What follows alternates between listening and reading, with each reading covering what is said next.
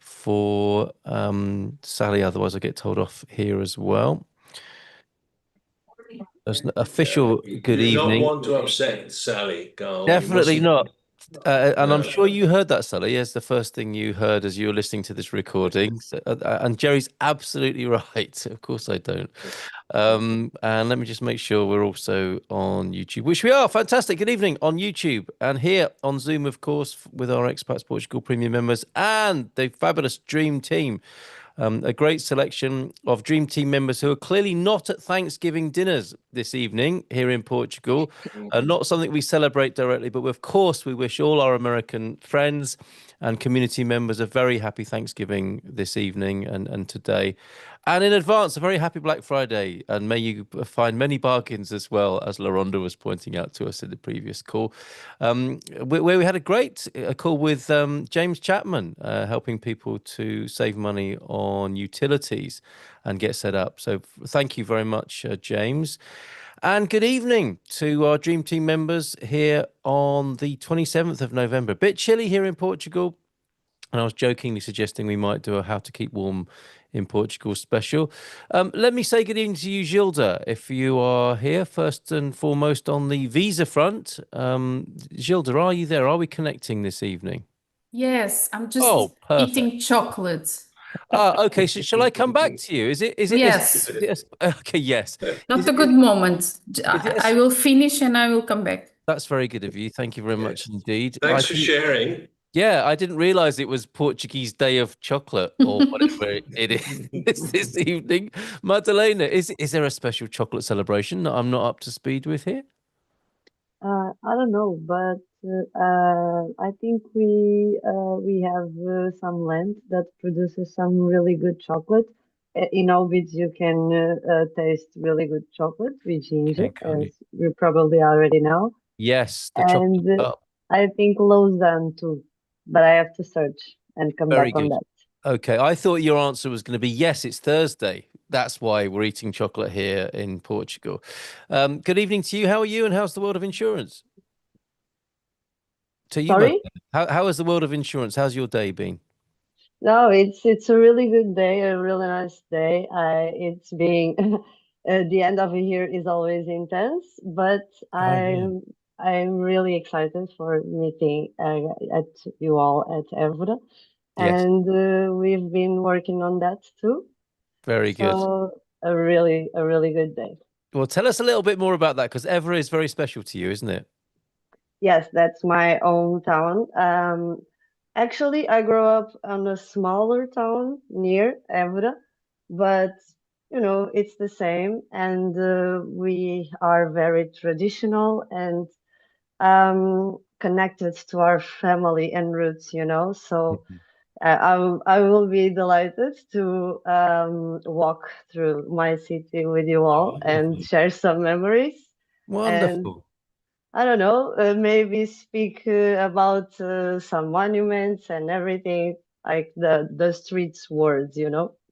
Very good. And a very special Roman connection. And I imagine as well in Evora, it's very special at Christmas time. Yes, I think we all love Christmas. Don't wait like Christmas like in Lisbon. Okay, we're more uptight on that matter, but you can feel the love and it's warm. Oh, lovely. Okay, so everyone looking forward to the Evora meetup. Madalena's got something special planned there. Thank you, Madalena. And are those earmuffs for keeping warm or are they headphones? Or probably both, maybe. This is just for hearing you guys. Okay, all right, no, they are purple because I love purple, but yeah. Excellent. Excellent. Thanks for being here tonight. I'm sure you'll be working behind the scenes. Thank you. With insurance. Thanks for being here. Let's stay with insurance. And Nunu, any news from the industry, Nunu, or is everyone focused on, you know, closing the year out and just keeping things together until Christmas? How are you this evening? Good evening, everyone. Pretty good. And actually, I'm start telling what we haven't done.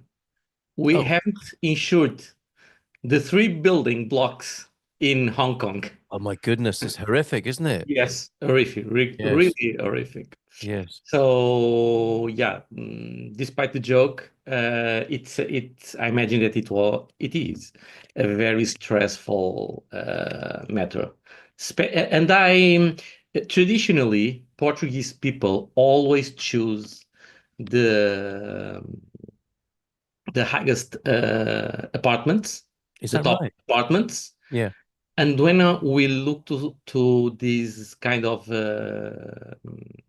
happenings, Mm. we really think twice. Maybe Yes. it's not the best. Forget the view. Yeah. Better to have the feet closer from the ground Yeah. to the Yeah. best, and maybe it is better to choose the apartments that it stays not so high. I understand So, it was bamboo scaffolding, which is yeah, so seems incredible, doesn't it? In this day and age where futuristic high-rise blocks are being built, they're still using bamboo. it's impressive because when I visit Hong Kong and I visit during an insurance trip, and we all were taking photos to the Yeah. scaffolding bamboos made Yes. of bamboo and sending to Portugal to do a risk analysis if they accept the risk, because no way. But you know that workers, Chinese people in Hong Kong that works there, some just refuse to use scaffolding made of metal. Is that right? They prefer the bamboo. And when you look up and you just ask how bamboo just stay there Yes. and doesn't collapse. It really is impressive. It They might be prefer changing because now. they are more flexible. So they are Yeah. used to that. Yeah. And the sense of risk is lower rather than when they try to use metal. It's So cultural and historic, isn't it? But I yes. guess it may change now as a result of this awful tragedy. I think the other thing is too, I've been in some of those apartment blocks in Hong Kong, and all of the apartments are very, very small, very, very small, by certainly by American or European standards even. Um, and so they cram a lot of people into a very small space. And everybody likes to cook with a wok and with an open flame on the wok. And I just think I've always thought this is just an accident waiting to happen with all these woks firing up all of the time. I'm sure there's something there will be the cause, and then I think the bamboo caught and it spread through the bamboo, Indeed. which Yeah. uh, Horrific. Yeah. Wow. horrendous. Wow. Besides that, so yeah, we are reaching the end of the year, and as Madalena said, the end of the year is always stressful for us because companies, they know in this moment, they know if they are going to reach profit or not, and if so, they try to lower the profits the much as they can, and insurance policies are one of the tools that they have to do that. Uh-huh. Legal tools, okay? Yes. Yes. Yes. Yes. So Wow. yeah, it's always stressful, the end of the year. Oh, okay. So you'll have a well-earned Christmas by the time it comes then in the insurance business this year.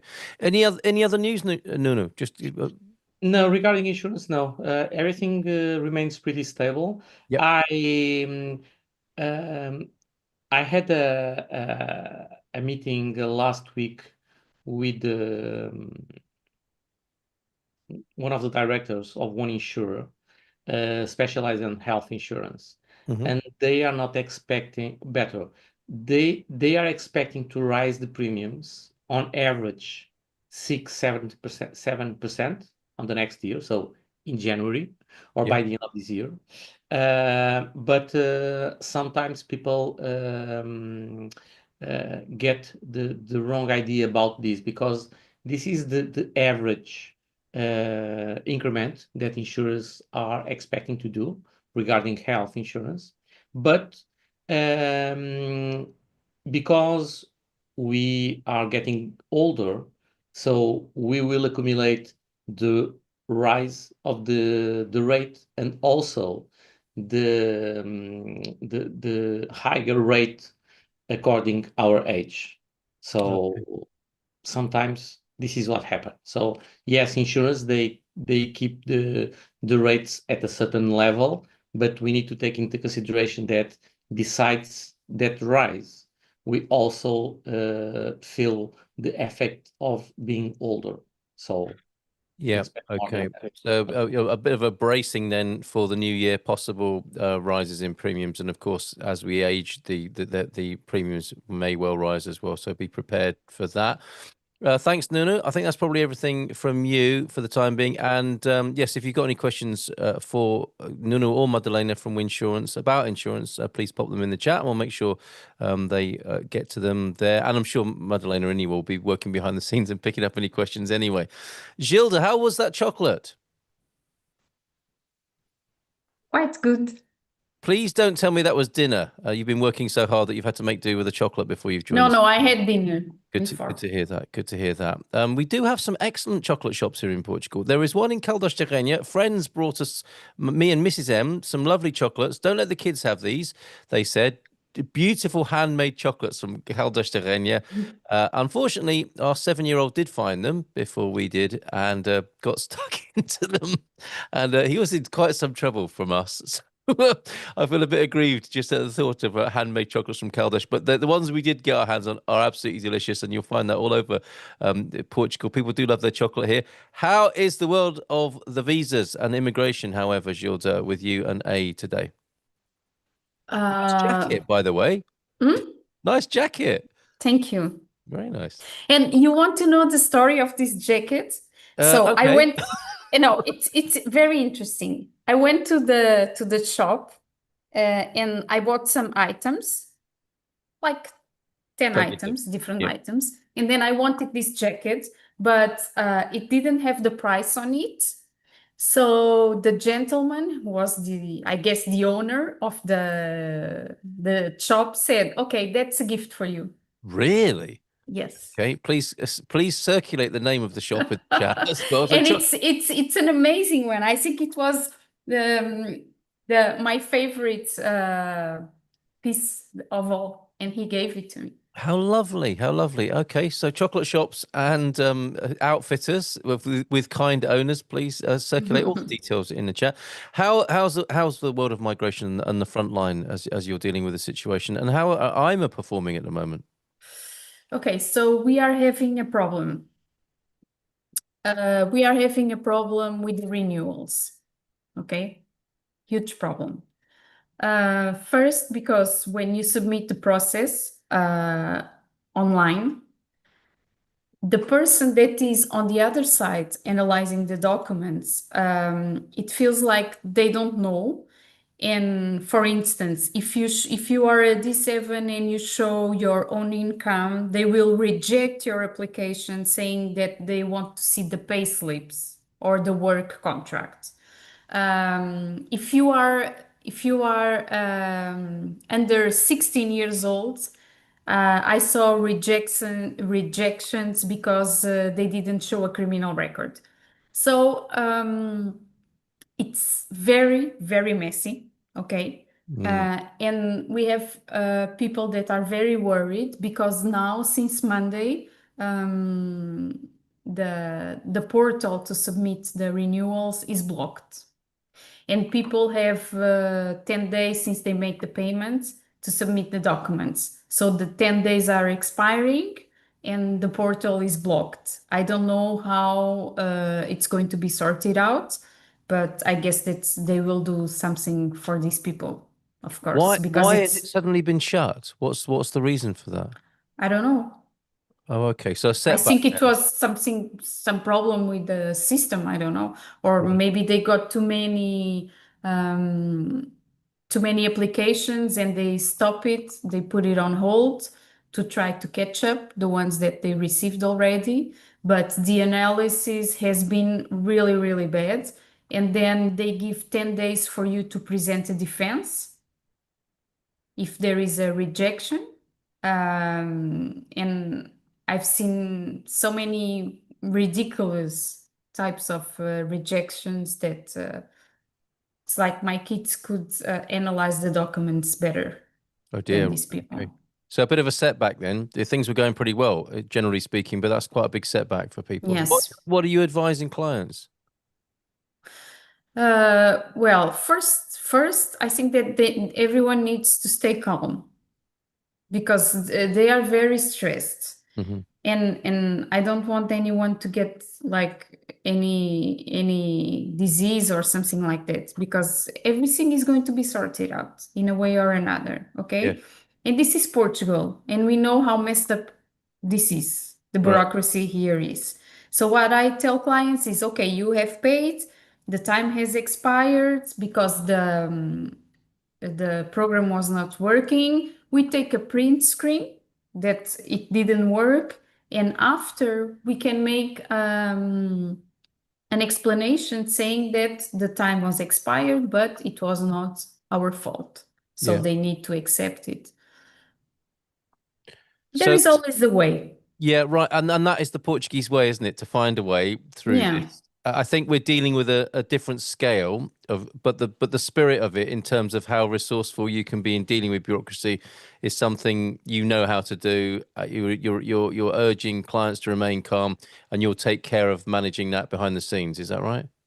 Yes, there are things that are not under our control. Yeah. And this doesn't seem the old Gilda talking. There are things out of our control. So Yeah. we just need to stay calm and then Well, what's the alternative? find a solution. Yeah, absolutely. What's the alternative apart from to stay calm? And yeah, I mean, that's not to say people don't get stressed and concerned, but share those concerns and stresses, and let's see what practical solutions we can come up with together on those. This being an example of that this evening. So if you've got any questions about migration, pop them into the chat, and we'll get Gilda to address those specifics. Anything else to add tonight, Gilda?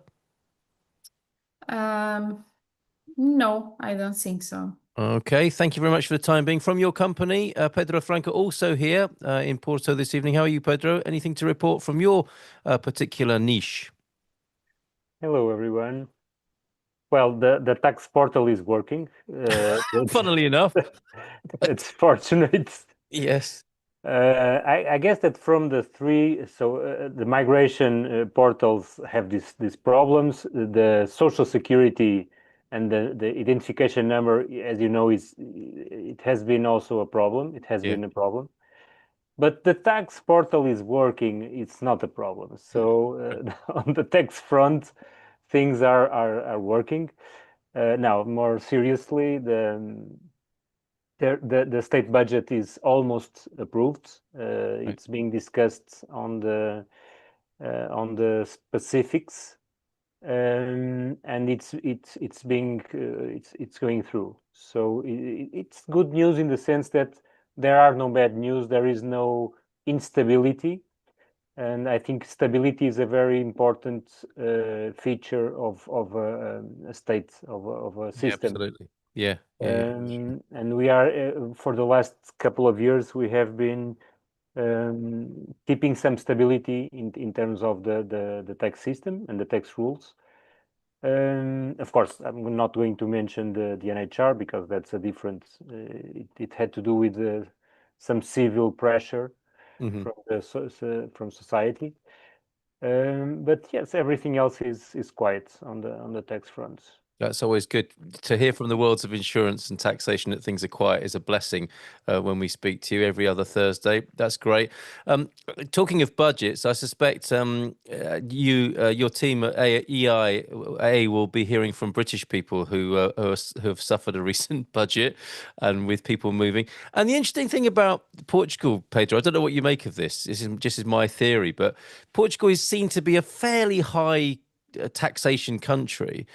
And it's not like the taxes are coming. Well, they are coming down in some areas, aren't they? There have been some good moves from the government, but other countries seem to be catching up. That it's what Portugal's staying where it is, and other countries seem to be like the UK seem to be catching up with taxation. Yes, we have not. So one of the trends in the more richest countries is that or more developed countries, there are they are delivering or they are increasing taxes for the very wealthy people. So they are creating additional layers of taxation for people that have wealth above a certain threshold.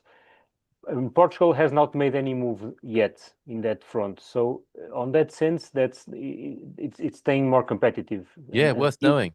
The UK is we know that is trying that. France is also thinking of that, and people there are getting frightened, and they are afraid that they create also an exit tax. Yes. So if you try to leave the system, you pay more taxes when you leave, and they anticipate and they want to leave the country, even though they don't know for sure what will happen in the UK and in France. But yeah, there are ways to pay. We can be competitive in terms of taxes. Let me give you a very quick example so you can move forward. But excellent. For example, a person that has a consultant that has that earns 200,000 euros per year of services rendered, commissions or consultancy or whatever. You can have an effective tax rate of 35%, which is much less than the 48% that people usually mention. Yes. That's when you can combine a company working with the company and then distributing, for example, dividends to the individual. So there are ways to work around taxes, legal ways and optional ways, optional routes that you can take to pay a tax lower than the ones that you hear about. So I'm really glad you mentioned that, because that 48% rate does strike fear into people's hearts around the world. You know, people are considering other countries, and it is an unfair number to just pick on as the number for Portugal. And it's good to hear of an effective tax rate of around 35%, using different vehicles or set up systems for somebody with the illustration that you gave there. So thank you for that, Pedro, making Portugal competitive and still worthy of consideration for high earning individuals. So thank you for that, much appreciated. We will come back to your question, Alexander. It's a good one. That's for Pedro. You might want to take a look at that, Pedro. But for the time being, thanks very much for your input so far. We'll save you till last, Daniel, to see what's going on in politics and the constitution, and is any updates on citizenship. But we have João Amaral with us, who I think might be able to talk to us about the changes with the IUC as well, because that's a change for motorists here in the country. How's the motoring industry? How are you? And what do you want to say about that, João? Good to see you. Hello, everyone. Good evening. First of all, I want to sorry because I have been here for many months, but I've changed home. I am very busy. My kid is growing up and more depending on me and wanting to play with me and something like. It's been difficult to be here on Thursdays, but I miss these meetings and talking with you. Well, So I'm thanks for sorry being for here. that. Well, we totally understand. Family first in Portugal, and it's great to see you whenever you can join us. Yeah, I will try to appear more times. Today, I am here because of the road tax. Yeah, the changes of the road tax, the IUC. Many people emailed me. I try to answer everyone. People are very worried about that. Even Portuguese people are worried about that. But to be honest, it's not a problem. We have to pay one time each year. So what's the difference paying August or paying February? It's the same thing. Just the month it's going to change. Okay, so don't worry about that. Government are planning to do something about people that pay this last month of the year. Do not pay again in February. Maybe they will pay in June, for example. Okay, it's not closed yet, the law. Okay, but it's not it's not a raise of the tax. It's not nothing about that. Okay, it's just the date that is going to change. Everything will be paid on February instead of being paid on the date of the registration of the car. Okay. Yeah. So don't worry about that. I will do a very quick text to send to Jerry Great. Excellent. and for you too can send by email for all the expats. But everyone that are listening now, don't worry about that. It's not a raise. It's not double pay. Most people are thinking that it's a double pay. No, Yeah. it's not a double pay. Okay, it's just the month that will change. Yes, and thank you for that reassurance. Same message really as Gilles does. Stay calm about this. It's an administrative change. It's not a value change. And presumably people will pay pro rata, but they won't be paying anymore. They'll just be, everyone will be paying at the same time of year every year, and it will be February, won't it? That's it. Yeah. That's it.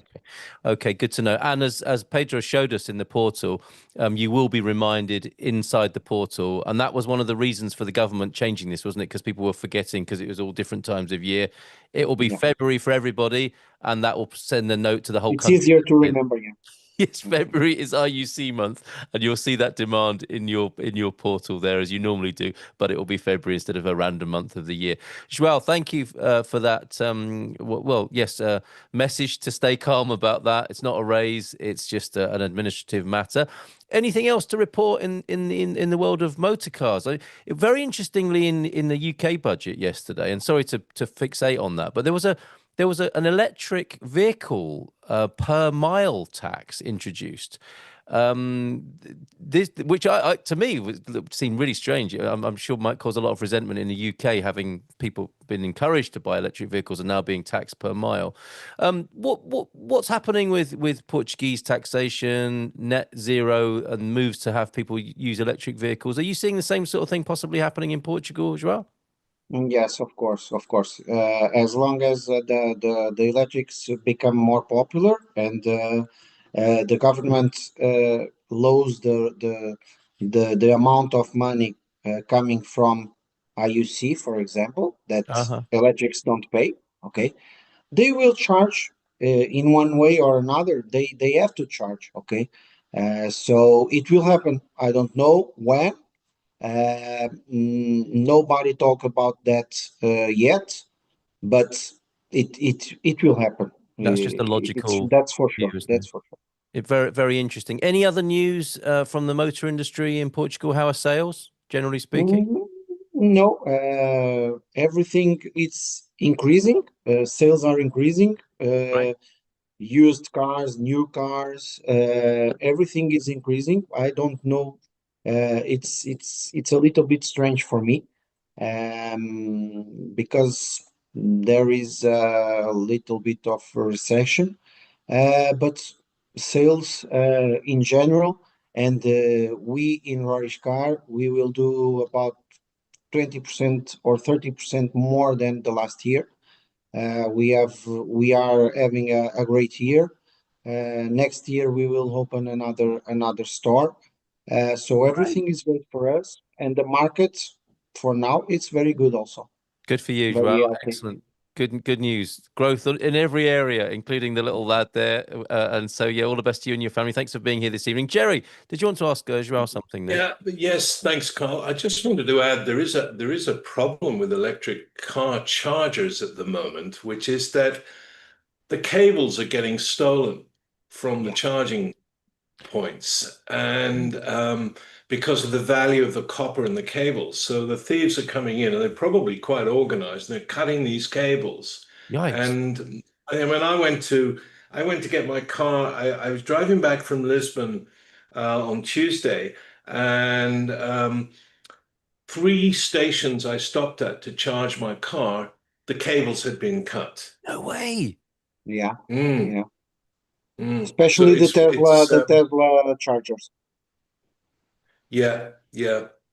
So just mention that. I mean, that's really helpful, hopefully Jerry. Yeah, so people who might leave it to the last minute might be advised not to, just in case that eventuality occurs. Yeah. Absolutely, absolutely. I mean, I've read that they're replacing the cables with better ones, the ones that are harder to steal, and they're Yeah. putting in security cameras and stuff like that. But it takes a long time. You know, in Tamar, there are at a Pingados, an Aldi, and a Rodi, and a Burger King, right? They're all in the same area, and none of the chargers, they all have super duper chargers, and none of them are working because they've gone and cut the cables. My In goodness. in Right. in quiet, peaceful little Tomar. Yes, Imagine. absolutely. And you've described a really great day out there as well at those various places. But not anymore. Okay, thanks very much, Jerry, for that. A heads up there.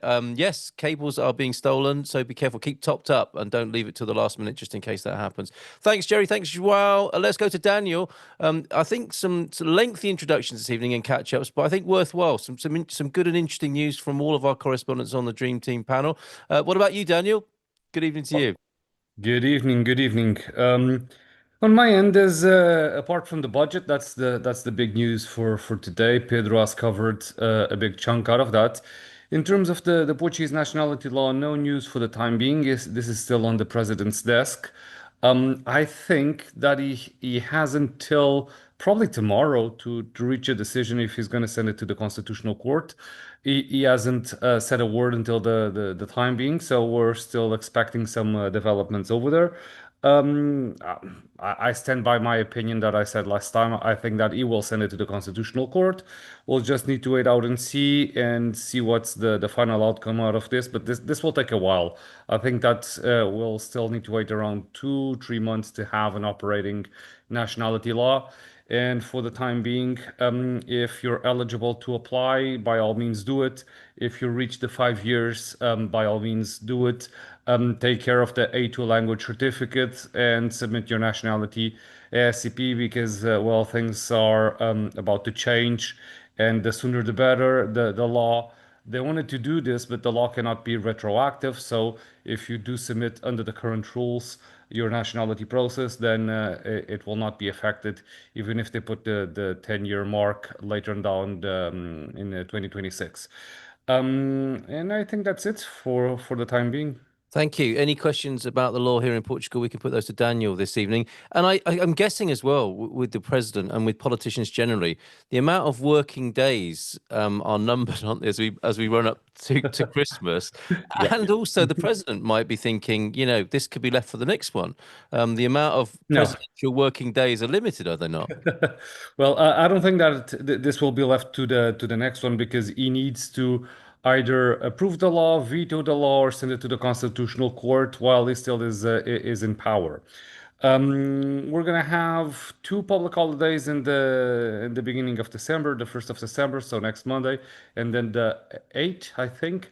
So things will be quiet, and then we'll have the Christmas time and New Year's. So it's going to be usually December is more of a family month in Portugal. So I'm not expecting really big political changes. But then in January and February we're going to have the president's elections. I think that probably the final approval out of this law is going to be a problem for the next president. So the way that I see it is that this president will send it to the Constitutional Court. In the meantime, the court will reach a decision. We'll send it back to the parliament, but the parliament will not be able to redo the law until the new president is elected, and then the new president is the one that needs to reach a position out of this. The guy that is, I don't know if he's going to win, but the guy that is most in a better position to win, he said that he agrees with the current nationality law. Okay. And this is one of the reasons that I'm not voting for him. Okay. Declaration of interest here. I'm not voting for him.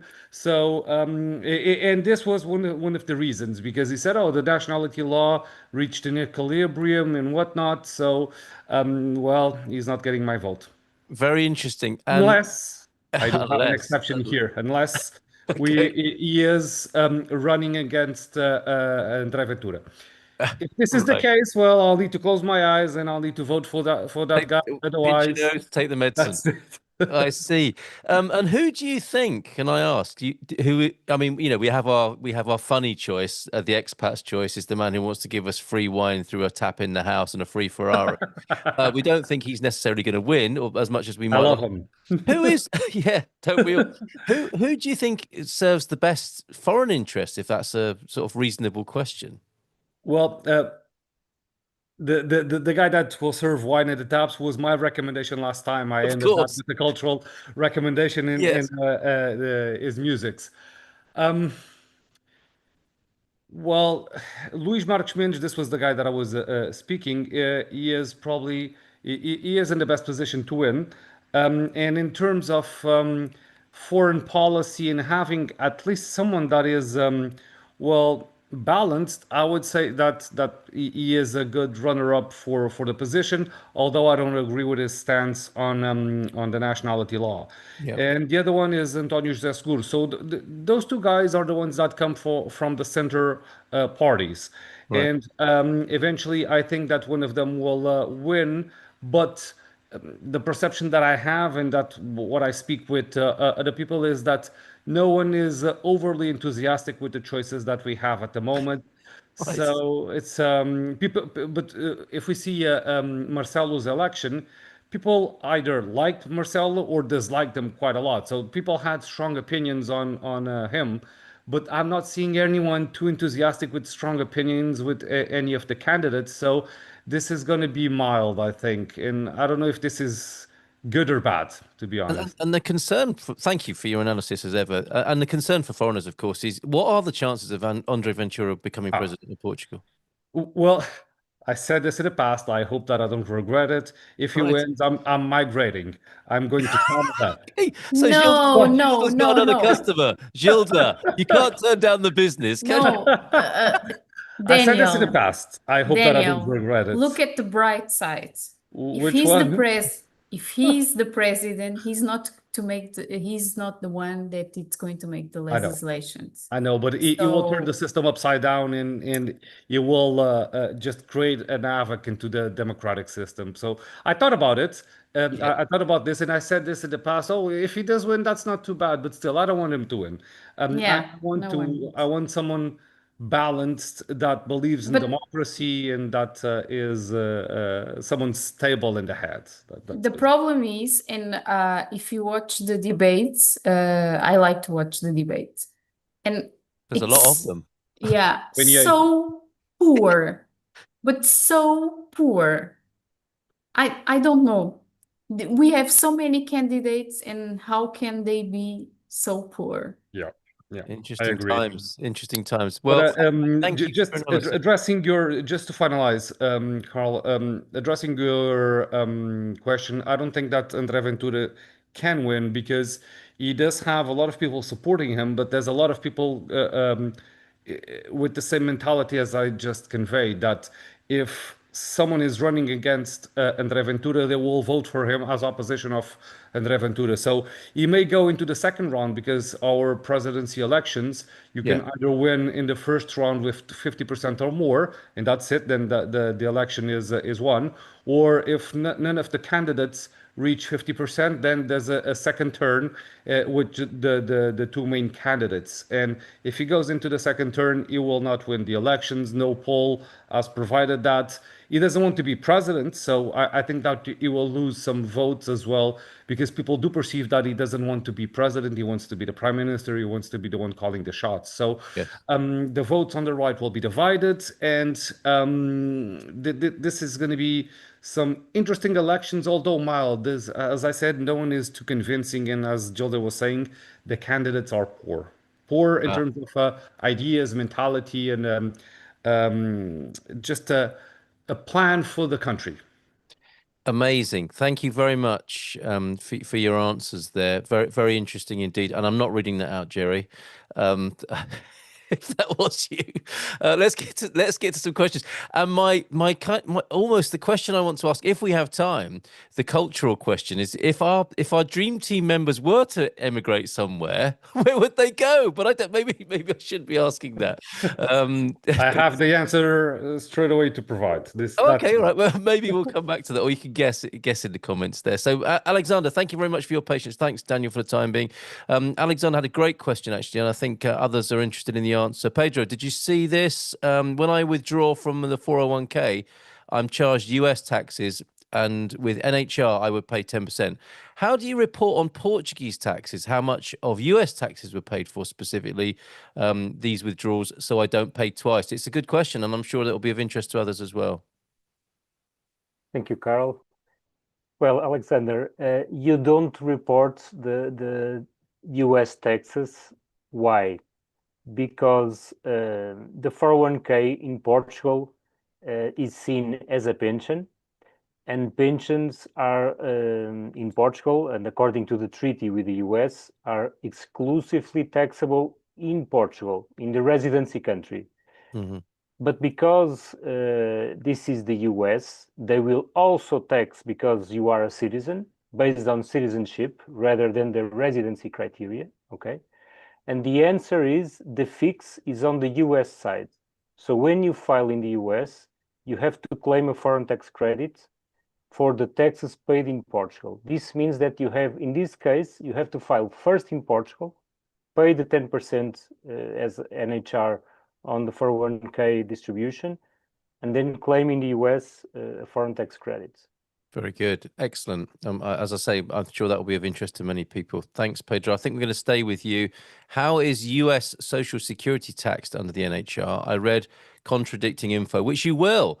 If you leave this to social media, you will get contradicting information. Some say it's treated as a government pension, which is taxed only in the US, and others say it's treated as a private, which triggers 10% tax under the NHR. So Social Security, please. Okay.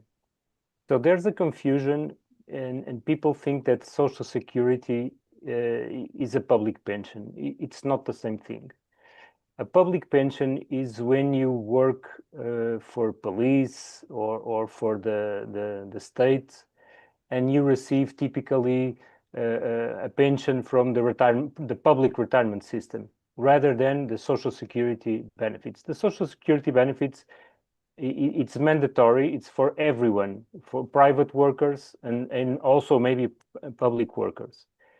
So Social Security benefits are not a public pension, even though in Portugal they are deemed pension income. Okay, we have a category of income. Yes. It's called pension income, but it's not like a public pension. So once again, the treaty with the US, with Portugal, the treaty between Portugal and the US is different from other treaties all over the OECD countries. Okay, there is a clause that under the provisions of this clause, this can be taxed in both countries. So you are a resident in Portugal, you receive a pension, but because it's a Social Security pension, the tax that you pay in the US can be credited in Portugal. So you can in Portugal write the taxes that you paid in the US to offset any Portuguese taxes that will be taxed under the 10% in Portugal under the NHR.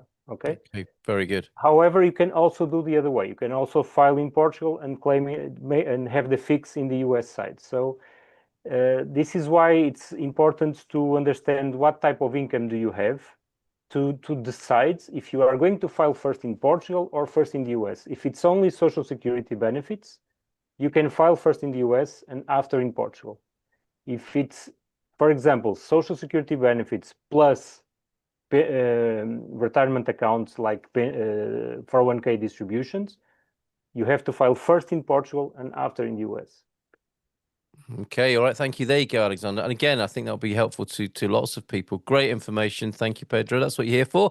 Fantastic. I think we've got a couple of questions to go to over on YouTube now. Good evening. Thanks, Pedro, for that. Thanks, Alexander, for the question. Good evening, team. What documents are required? This is for you, Gilda, to renew my 2-year residency permit for someone who came on a D8 visa. Do you need to know more about a person? Should they get in touch with you on something like that? That's for you, Gilda. Yes, but generally speaking, you need to show that you still have the same conditions of that you had when you came. So you need to show your income. You need to present the bank statements, pay slips. You need to show that you have, very important, that you have submitted the tax returns in Portugal, that you have no tax debts or social security debts, and that you have a rental agreement or a property that you own. Yep, the usual suspects in many ways. If you find that daunting, get the professional help of EI. Find them in the Expats Portugal Business Director. Your name, it begins user hyphen. It's far too long to say all of it, but I think you know who you are who asked that question.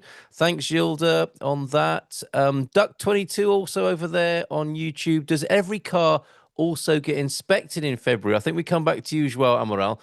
Is this going to change the testing regime with this IUC change? Oh, there are different things, okay?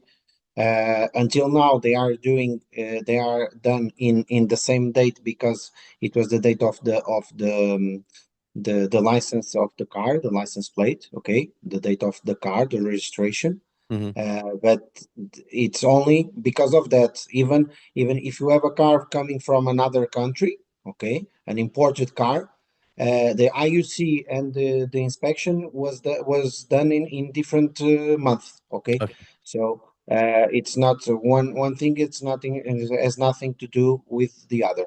So so the inspection inspection it's the same. and it will revolve Still the around the same. registration, whereas the IUC is going to be February. Okay, that's great. Good question. Good answer. Thank you very much. That's yep, Bonoit. Thank you very much from Duck22. Bonoit from Vicky as well over there on YouTube. Question, yes, going back to insurance. Thanks, Joel, for that, answering that question. Is the person here who had a question about health insurance available through Mayo? Nunu can answer that. Yes, it came up, and I'll come back to you, Alexander. I see you there. It came up in our last session that everybody wants to sell health insurance as an add-on to their existing services. Nunu, what do you make of that? Because you've talked about this before at the bank. I think your answer was, would you really want to buy health insurance from a banker? Should we extend that to an internet provider as well? Okay, so we in insurance we defend that insurance is not about the insurance business is not about the insurance itself, but about trust. Our business is trust, and to get trust, we need to be reliable. Yeah. And we really need to be knowledge about what we are proposing you. And try to do a couple of questions to the people that work in the banks about insurance, about claims, about what is covered, what is not covered. And once you start entering on a deeper conversation, you realize that they know zero. Yeah. Absolutely zero. And if you want to do an additional step, just ask them. And if I need assistance to make a claim, oh yes, you have this number. Are you there for me? Yeah.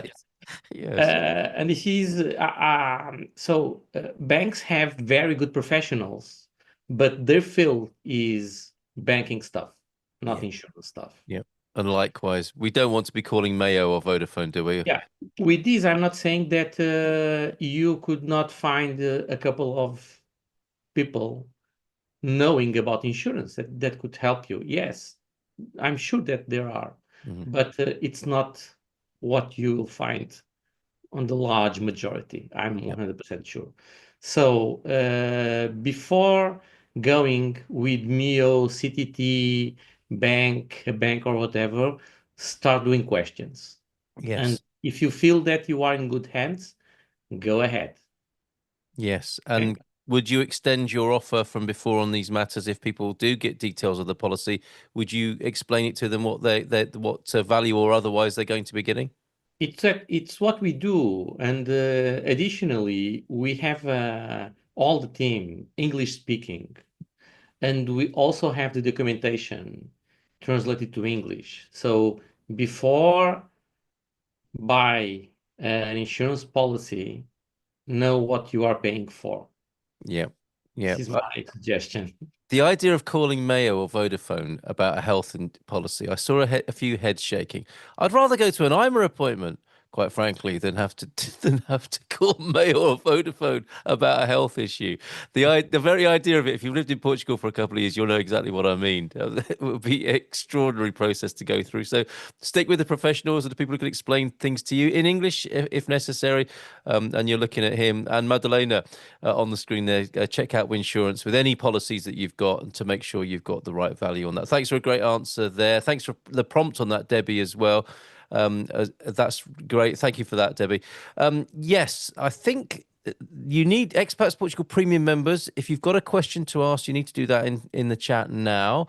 Oh yes, Debbie did get a call from someone else trying to sell health insurance, and I politely said no, I'm happy with MGen. So well done on that. And yes, can you imagine if every car in Portugal was inspected in the same month? It won't be. It will be on its. It will revolve around its registration schedule, and you'll get a prompt from your car dealer about that if your car is new, or if you're working with Joao Morel for that matter, who can remind you about these things as well. I think I might return to this matter of where our panel would go if they had to choose another country.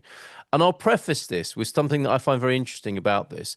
I think Portuguese people leave Portugal under duress. It's like because they have to for work prospects, or maybe as a younger person to go on an Erasmus scheme to get some experience. But Portuguese people really aren't the same as us fickle Brits and perhaps United States people, if I could extend it to you. Very loyal to the country, very patriotic, and would want to be here. However, if you did have to go somewhere else, and you've already got an offer for Canada, Daniel, I don't know if you saw that in the chat. They want you in Canada already. And I'll start with you, Daniel, on this. What was the country that came immediately to your mind? And would you agree with my analysis that Portuguese people don't really want to leave Portugal unless they absolutely have to? Well, I left the country already. I lived in the UK for almost 2 years, so I know the feeling of migrating and well, just leaving outside of the country. Australia. The country that comes to mind if I did migrate is Australia, although I do have the Canadian passport. Well, Canada is too cold for me. So I would probably go where the economy is good and on an English-speaking country, and the country that pops to my mind is Australia for sure. Isn't it interesting? For Portuguese people, it's often the economy, isn't it, that's Oh attractive yeah, definitely. beyond being here in the beautiful homeland of Portugal. Good economy, good weather, English-speaking country. Why the hell not? Okay, all right, Astrid. Just rhetorical there, Astrid, about Australia. Gilda, you gave Daniel quite the quizzical look there with his answer. I wasn't expecting that. Right, okay. What about you? I thought he was going to say Brazil. Oh, okay. Interesting. Well, Brazil. Home from I lived home. in Brazil as well. I love Brazil, but the economy over there isn't as great as it is in Australia. That's basically the differentiating factor.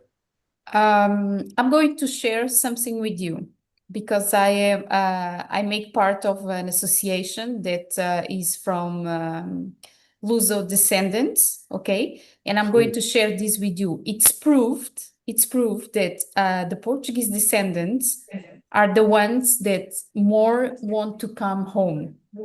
Yeah. It's more than proof. Yes. So it's everyone wants to return one day. The dream of all the Portuguese immigrants is to return to Portugal one day. Isn't that amazing? And I was reluctant to ask this question, like, where would you go? But I suspected that this would come up, that you don't really want to go anywhere else. And the people who have gone want to come back, as you're saying, Gilda. Yes. But if I had to choose a country, I would go to Canada. Okay. So Andrea is happy about that. Thank you, Gilda, for your answer there. Nuno, you were nodding when I said like Portuguese people are very loyal. They don't want to go anywhere else. But if you had to, would it be would it be Southeast Asia? Okay, it depends. So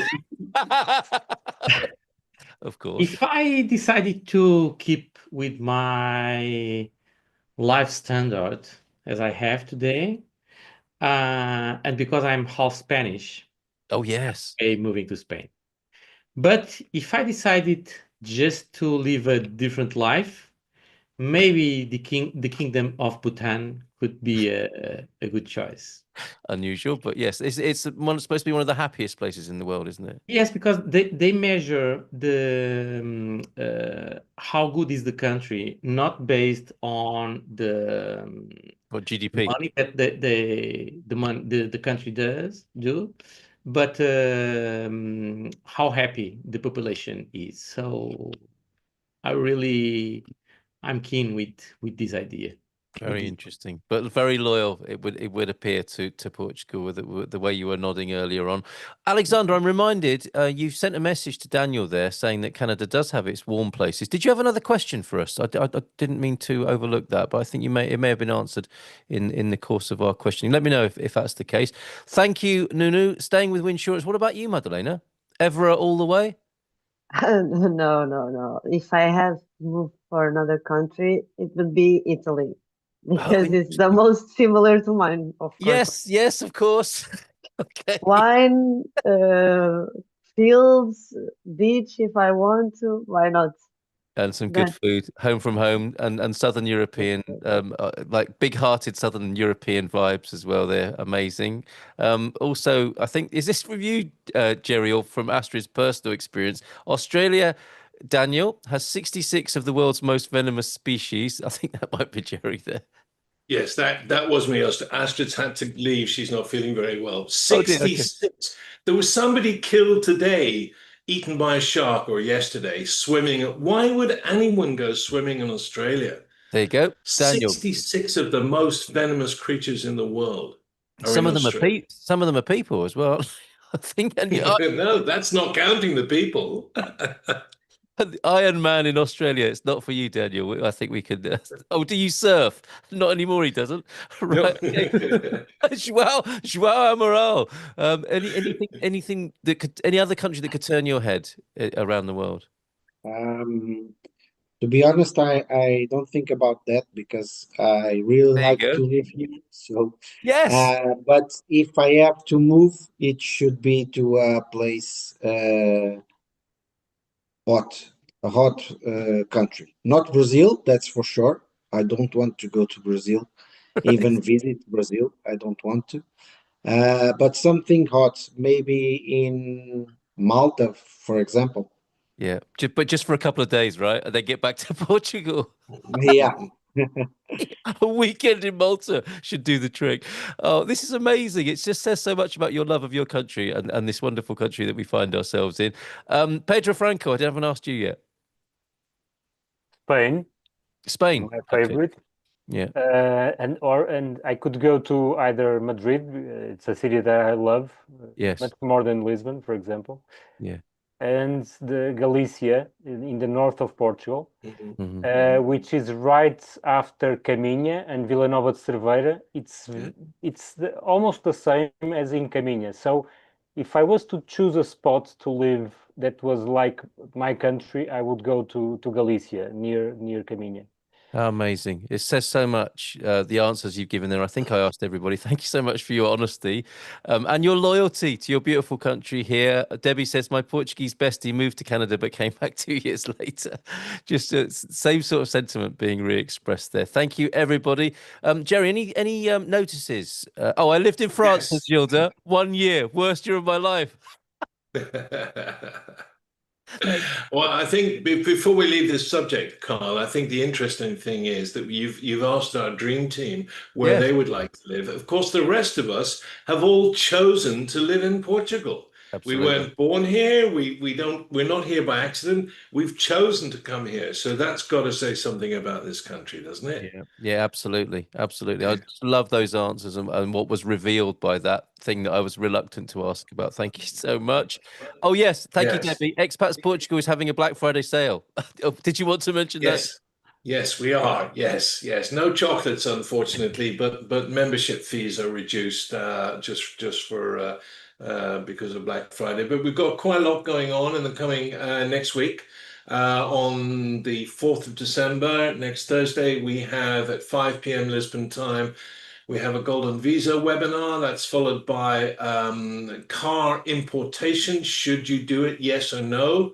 Insider's advice. And then we have the Premium Member Lounge at 9 o'clock on Thursday. And then on Saturday, because it's the first Saturday in the month, the lovely Connie and her junior assistant apprentice IT guy, Hank, I think his name is, he'll be there. And then following week, we're talking about Portuguese rental tenants and scams. That will be interesting. And of course, we have our meetup on the 13th of December in Evora. Last chance to buy tickets if anybody's still interested. And to my own surprise, we have an online Christmas party on December the 18th. Nobody's told me about it, but hey. Me neither, but I'm looking forward to it already. It sounds fantastic. Excellent. Excellent. All right. 1 minute past. Thanks for bearing with us. Cheers, Jerry. Thank you, all of you. Thank you. Team, and for everybody for your questions this evening. We'll see you again soon. Enjoy the rest of Thanksgiving.